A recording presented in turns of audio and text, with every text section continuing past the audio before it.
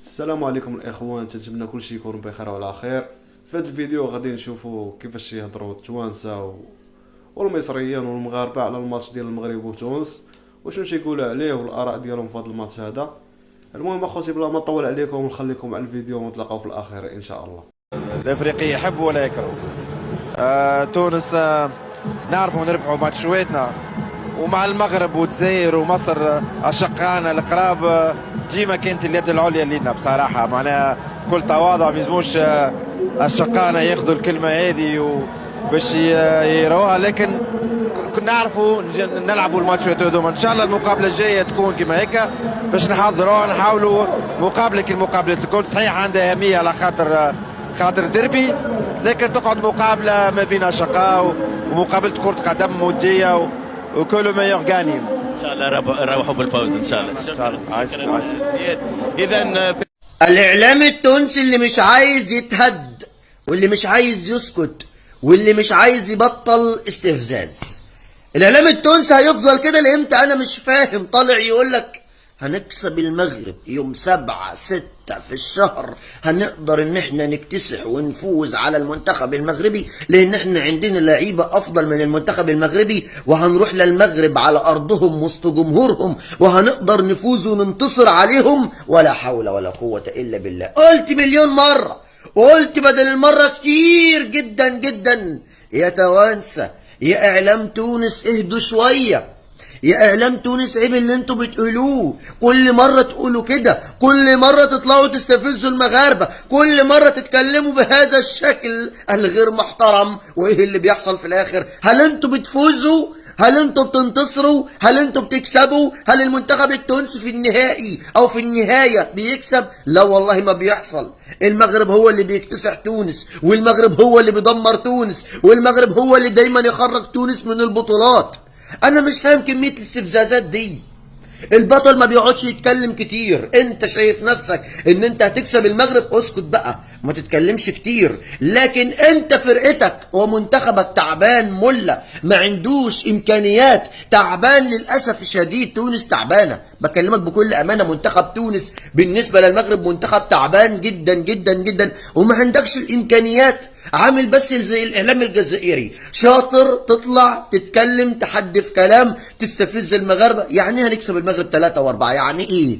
يعني اسمع اعلامي تونسي يطلع يقول لك احنا هنكسب المغرب 3 أو 4؟ حصلت امتى دي؟ قول لي كده، هو انت عمرك فزت على المغرب 3 ولا 4 علشان تطلع تقول النهارده انا هكسب المغرب 3 ولا 4؟ فكرتك بالمباراه اللي فاتت في الفيديو اللي فات، قلت يا جماعه المنتخب التونسي لعب المنتخب المغربي في بطوله افريقيا تحت ال20 عام من حوالي شهر تقريبا او اقل من شهر. طلع الاعلام التونسي زي كده يخبط ويقول لك احنا اقوى من المغرب في البطوله دي، احنا اشرس من المغرب في البطوله دي، احنا عندنا قوه وعندنا لاعبين وعندنا شراسه وعندنا هيبه وعندنا كل حاجه اكتر وافضل من المغرب في البطوله دي. والمغاربه ما تكلموش ولا كلمه، المغاربه ساكتين وهاديين وبيردوا فقط في ارض الملعب. ايه اللي حصل يا عم امير؟ كلنا عرفنا اللي حصل، كلنا شفنا بعينينا اللي حصل قدامنا. المنتخب المغربي مسك المنتخب التونسي عصروا كده، غسل، قدر ان هو يفوز وينتصر عليه بثلاثيه ويطرد المنتخب التونسي من بطوله افريقيا تحت ال20 عام.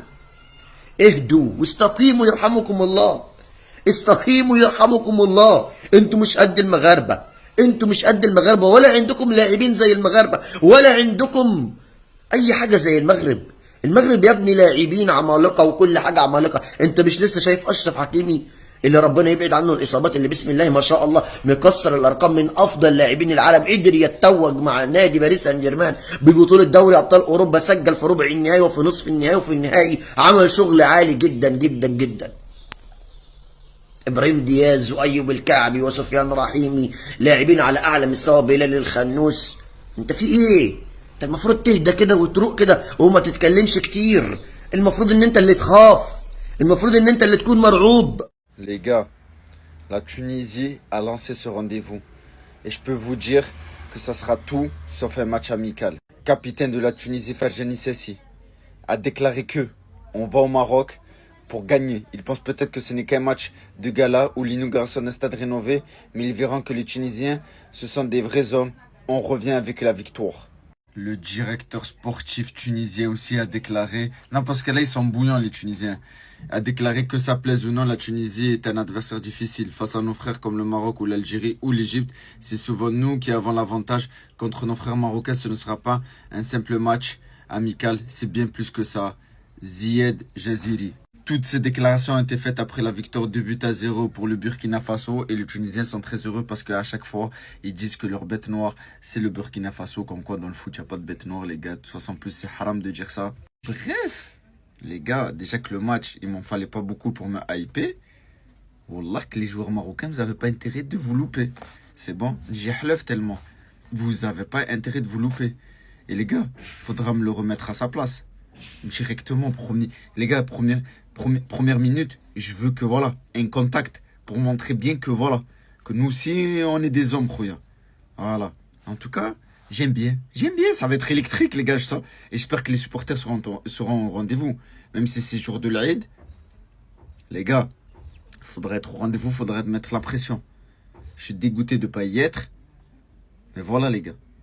J'espère que Walid Regragui va mettre bam dans le vestiaire, parce que les gens qui vont venir croire que c'est un match pour aller en vacances après, non, vous avez intérêt d'assumer, les frères.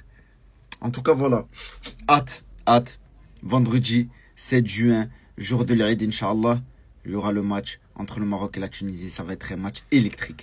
Pour les Marocains et les Tunisiens, écoutez bien, Fejrani Sassi, joueur tunisien, a dit, je cite, on va aller au Maroc pour la victoire. Eux pensent que ça sera un match de gala ou d'inauguration, mais ils vont voir que les Tunisiens sont des vrais hommes et on va revenir avec la victoire. Il affiche beaucoup de confiance à la sortie de ce match contre le Burkina Faso, au cours duquel la Tunisie s'est imposée. Et donc voilà, il indique que la volonté de la Tunisie est de venir s'imposer à Fès face au Maroc. Mais j'ai l'impression quand même qu'il sous-estime beaucoup l'équipe nationale du Maroc. Donc on verra ce que ça va donner au niveau de ce match-là. N'hésitez pas à me dire en commentaire un petit peu ce que vous en pensez des propos qu'il a tenus. Mais là, moi, de mon côté, ça renforce le sentiment que j'ai vraiment envie que le Maroc s'impose au cours de ce match.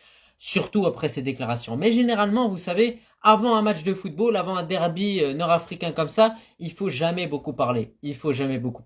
Donc on va compter sur Achraf Hakimi, on va compter sur Brahim Diaz, on va compter sur Ben Seguir et Zalzouli, tous les joueurs qu'on a pour essayer bien évidemment d'aller obtenir cette victoire à domicile au stade de Fès. Mais bon, je pense que là, au niveau de ses déclarations, il se rend pas compte de ce qu'il vient de dire. Peut-être qu'il reviendra sur ses propos à l'issue de la fin de ce match entre le Maroc et la Tunisie, en espérant, Inch'Allah, une victoire pour le Maroc.